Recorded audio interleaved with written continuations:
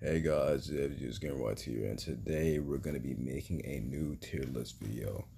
So, um, so if you guys haven't saw, I made a post a few hours ago saying that I had a football related video. It was about Boston. It was about the Boston and Ter Stegen situation and what's happening and my thoughts about it and all that, and just addressing it as a whole.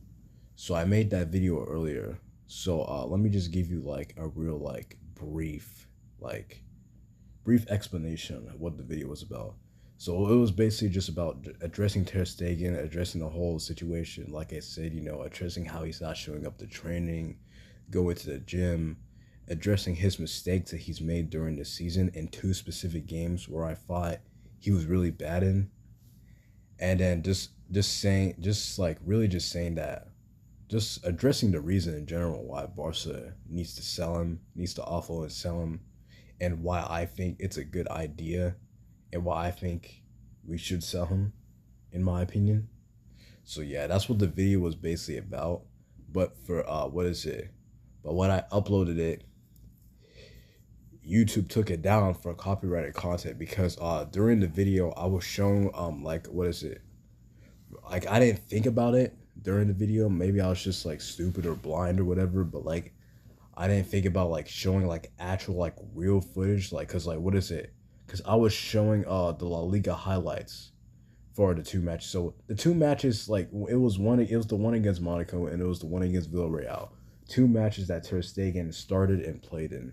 And I showed the official La Liga highlights and I showed the official UCL highlights on YouTube.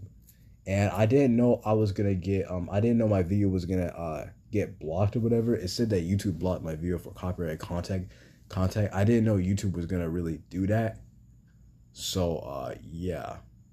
I got that email a few minutes after I started to upload my video and all that. So I was trying to think of ways to like if I can make the video like any different, and I couldn't think of any ways to make the video any different to what I did. Cuz I thought I explained the situation perfectly. I thought I showed examples perfectly, but YouTube just took it down so for copyrighted content. So if you want to see my explanation, my full explanation, you could just look at the posts look at the posts I put in my channel. But I mean, I already just kind of explained it to you. So yeah. But anyways, on to the video. I did say that I was gonna make another video later today, specifically a tier list on the best UCL teams to win it in the 2020s. So yeah. So speaking of the video, this video is gonna be on the best UCL winners throughout the 2020s. I didn't add any UCL team that won it before 2020 because I just wanted to do the more recent ones, because if you guys didn't know, I started supporting football back in 2019. I started supporting Barca back in 2019. So that's when I started to really get into football. So I'm just gonna support I'm just gonna do a tier list on the last six UCL winners, including this year, so PSG. So yeah, so six UCL winners, and we're gonna start with the earliest one. Um, Bayern. Actually, no. Before I even start ranking them, this is based on how good the team was, like how much quality the team had, how good the team was overall, and what opponents they face on the road to their UCL. So yeah. And also, before I start, also this is my opinion as well. So like, if you guys go down in the comments and hate for me based on my opinion, just chill out. It's my opinion. Everybody else has different opinions. So it's just what I think. It's just what I think personally. So please don't hate me in the comments if anybody's even watching this video, because I kind of doubt it. Nobody really watches my videos. I'm gonna be so dead ass right now. So yeah. I'm gonna start with the Bayern team from 2020, easily number one. This team was insane. It had players such as Lewandowski. Lewandowski, this was his prime year. This was the year where he should have won the Ballon d'Or, but the Ballon d'Or was canceled. In my opinion, they should still have gave it to him. There's no excuse, in my opinion. They should have given him the Ballon d'Or. I mean, like, it got canceled because of COVID. Kind of questionable, honestly. But like, I don't know. I just feel like he deserves his Ballon d'Or, bro. He needs to get that Ballon d'Or one day. He deserves at least one. Because you can argue in the 2021 season he deserves it as well for Messi, but in my opinion, Messi deserved that Ballon d'Or. Because like Messi was insane for club and country. I remember that Copa America run as well. I made a whole reaction about Argentina's Copa America run back in 2021 too. So if you guys want to see that, then that's in my channel.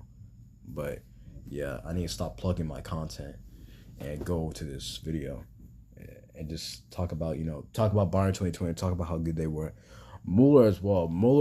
This was arguably his prime year as well, 2019-20. He was the top assistant in this Bundesliga. Well, Mueller and Lewandowski this year was incredible. The games as well, like what is it? We all remember that Barca 8-2. I hate that game so much. Whenever I honestly get kind of traumatized by Bayern because whenever I think about Bayern, I think about that 8-2. That 8-2, like, don't even remind me of that day. I remember seeing that result and everything. I just had no reaction. I remember I was watching the official Barca channel and I was watching their reactions too. They were so happy at first when Suarez scored. We really thought we were we really thought we were gonna make a comeback against prime Bayern at that point. Our club at that era, we were on our downfall era. So we just kept progressively getting worse every year and all that. Messi was carrying the life out of our team and all that. Messi and partly and a little bit of Ter Stegen as well. I want to give him his flowers too, but yeah, it was really just Messi, honestly. We were on our downfall era. Like, what is it? We were way out of our peak. Our squad was old as hell. We had a bum-ass president. Like, our club was just in our downfall era. That's just all I have to say. We versed Bayern. We got demolished 8-2. I just don't want to think about that day. I don't even know why I said 8-2. Whenever I just think about this Bayern team, bro, I just think about Lewandowski. Gnabry was also really good. Gnabry was also really underrated in the UCL as well. He was also really good as well. Neuer was insane. Honestly, you can argue that was probably his peak year. You can argue that's his peak year. There was other years in the past before 2020, but I'm not really going to get into that since I'm talking about specifically 1920 Bayern. Muller was insane in that final too. I remember I felt so bad for Neymar when he lost in that final against PSG, bro. In my opinion, Neymar deserves a few more UCLs in his career. Like, there's no doubt. Neymar deserves more UCLs than he already has. He only has one. He deserves more than one. I'm going to be so dead. But yeah, only if he didn't left Barca, I'm going to be so for real. But yeah, that final, though, the better team won in my opinion. And, Bayern to me is easily number one, not only because of the opponents they versed, but also how good their team was. Their team was stacked. Their team, Lewandowski, Bayern, Neuer, Coleman, Gnabry, Goretzka was also a demon that year. Kimmich, like, their team was just insane that year. I'm going to be so for real. Alaba, like, their team was just stacked. And I think their team was the best team out of all these teams, in my opinion. 1920 Bayern would beat any other UCL winner from the 2020s, no doubt, in my opinion. And then now second place. Who gets second place? I'm gonna be so for real here. That's kind of hard to me because it's between 24-25 PSG and 22-23 Man City, because that Man City was incredible too. I don't know. I think I'm gonna give it to Man City. Man City was the second best team in the 2020s because not only their team was insane. They had a prime Haaland who scored 36 goals in the Premier League. It was his first season. It was insane. He made the Premier League look like a farmer's league. Man City, I think they won the treble that year too. I think Pep Guardiola and Hansi Flick are the only two managers to ever win trebles with different teams.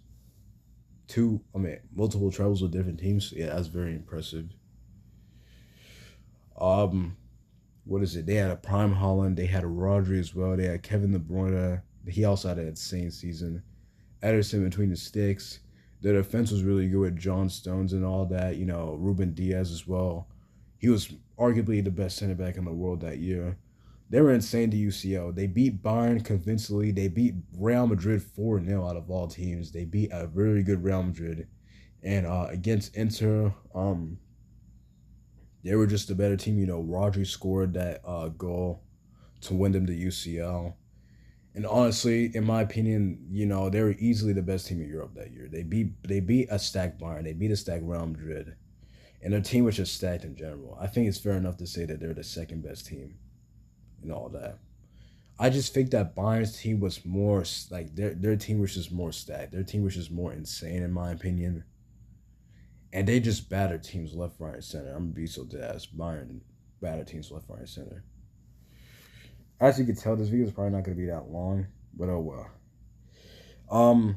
Third for me, and this may seem controversial, PSG 24-25 PSG in my opinion. I think I need, in my opinion, this PSG is a little raw. I feel like I need to see more of PSG. If, in my opinion, I need to see more of this PSG. I don't know, honestly.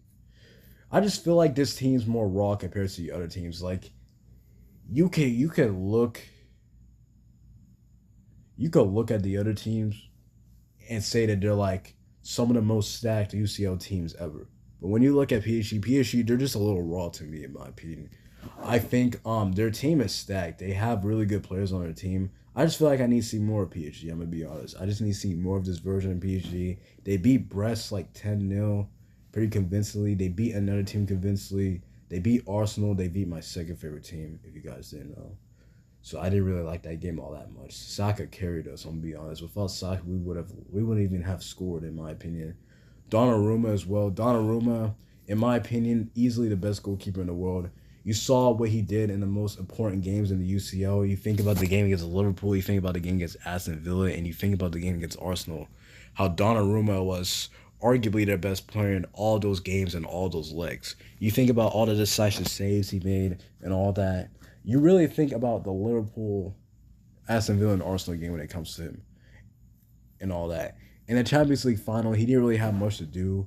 His squad really did the work. The whole rest of the team did the work, honestly. They battered Inter 5-0, in my opinion. Still to this day, Barca should have been in the final. It should have never been Inter.